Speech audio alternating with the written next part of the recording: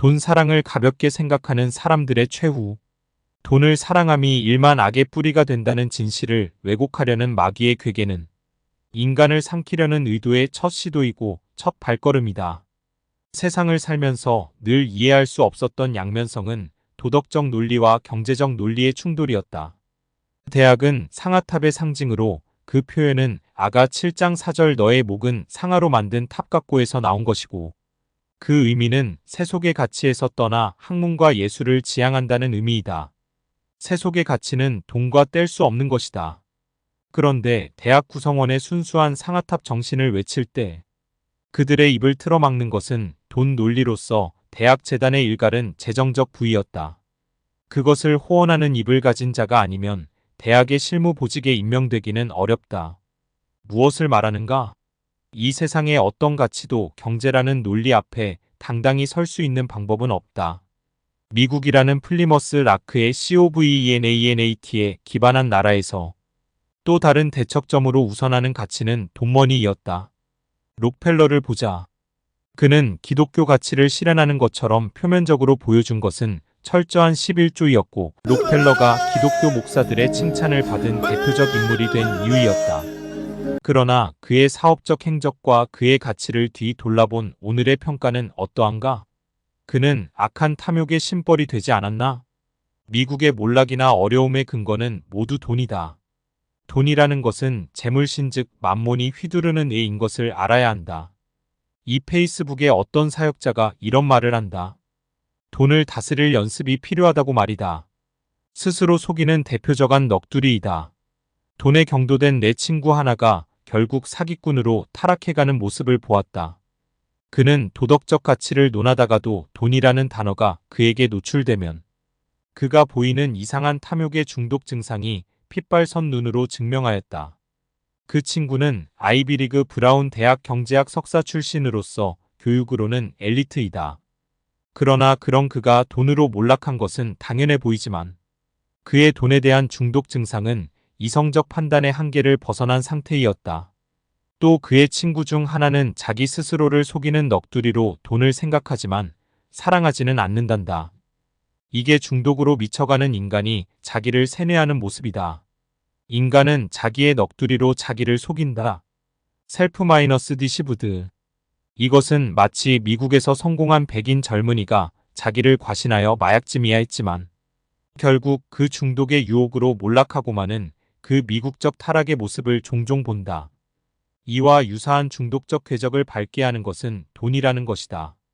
그 마인드에 마약과 같은 기전을 가지고 끌고 가지만 마귀는 돈의 필요성과 하나님이 주시는 복이라고 호도하는 거짓을 말한다. 돈을 다스린다고? 히읗 그런 넋두리는 자기의 정상적 이성이 뱉는 말이 아니고 그 생각이 마귀의 지배를 받고 있다는 증거이다. 옛날에 박무수라는 목사는 종종 돈을 호언하는 발언을 했고 그건 스스로 돈을 사랑하는 깊은 것을 감추는 정광훈식 속이는 넋두리이었다. 그의 진짜 행보는 뒷모습에서만 보이는 위선으로 알 수 있었다. 그는 어떤 부동산 업자인 자기 교인과 함께 건물, 토지 등에 투기하였다. 돈 사랑이 그의 본 모습인 것을 여러 방법으로 숨기고 생활을 하였다. 돈을 가까이 하는 본질적 내면이 따로 있다는 것을 알 수 있다. 이것은 부르심과 택하심에 작정된 긍휼의 그릇에서는 나타나지 않는다. 예를 들면 다윗은 연단의 긴 세월로 하나님의 은혜로만 부와 힘에 의지하지 않는 하나님의 택한 자가 될 수 있다는 것을 보여주는 사례이다. 이것은 하나님 말씀의 본질을 아는 택함으로 내면의 가르침을 받은 자만 가능한 것이다. 다윗의 왕의 정기의 기록에는 돈에 대한 다윗의 마음을 읽을 수 있는 것을 볼 수 있다. 그의 마음은 그의 하나님, 주에 대한 사랑뿐이었다.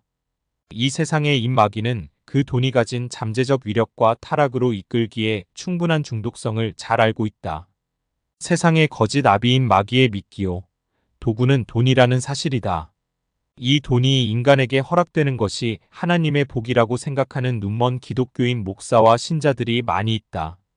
또 가짜 목사는 자기의 활동의 목적이 돈이란 걸 숨기고 그의 거짓 설교에서 복주는 하나님이라는 제목과 주장을 하면 무마되는 줄로 착각한다. 하나님은 우리의 마음을 영과 혼의 차원에서 쪼갤 수 있을 정도로 잘 알고 계신다. 인간이 스스로 속이는 것을 하나님은 오직 말씀으로만 깨우치신다. 여기서 인간에게 주어진 유일한 선택권은 죄를 짓는 것과 회개의 열매를 맺는 것 사이의 선택뿐이다. 돈에 대한 자기의 정체성을 자각해야 한다. 성욕처럼 끌림이 감지되면 당신은 갈 길이 먼 육이 될 그릇일 수 있다. 아무런 자각이 없으면 당신은 이미 죽은 자이다. 명심하라. 욥을 잘 보아야 한다. 욥이 당시 다른 이와 다른 점은 부자라는 것과 그로 말미암아 자선을 베푸는 자기 모습에 속은 교만이 있었다는 점이다. 부는 교만을 가져온다. 그 교만은 눈을 가리는 저주의 안대와 같다. 디모데전서 6장 3절 누구든지 다른 교훈을 하며 바른 말, 곧 우리 주 예수 그리스도의 말씀과 경건에 관한 교훈에 창념치 아니하면 4절. 저는 교만하여 아무것도 알지 못하고 변론과 언쟁을 좋아하는 자니 이로써 투기와 분쟁과 회방과 악한 생각이 나며 5절 마음이 부패하여지고 진리를 잃어버려 경건을 이익의 재료로 생각하는 자들의 다툼이 일어나느니라. 여기 이익은 GAIN으로 번역된 머니 마이너스 게팅이라는 의미의 헬라어 포리스모스이다. 디모데전서 6장 3절에서 5절은 교만으로 시작해서 돈 사람으로 결말 짓는 타락의 과정을 순서적으로 말하고 있다.